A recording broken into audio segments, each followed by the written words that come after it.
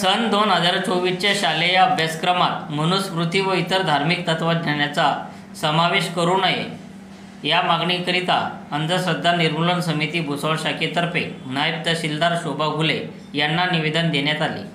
यावेळी अनसचे राजेंद्र बावस्कर, अरुण दामोदर, श्यामकुमार वासनिक, शांताराम जाधव, सिद्धार्थ सोनवणे, भगवान निर्भवणे, अंजना निर्भवणे, नरेश वाघ उपस्थित होते। संघर्ष माझा न्यूजकरिता मी सुनील आराक, भुसावळ।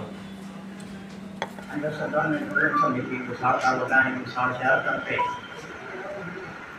तहसीलदार यांना मनुस्मृतीचा जो श्लोक त्याचा अभ्यासक्रमामध्ये समावेश होणार होता ते करू नये यासाठी निवेदन देण्यात आले आहे। कारण मनुस्मृती ही मागे नेणारी आहे, प्रतिगामी विचाराची आहे आणि आपली जी घटना आहे ती घटना पुरोगामी विचाराची आहे। ती गोरगरीब आणि सर्व समाजातल्या वंचित घटकांना न्याय देणारी आहे।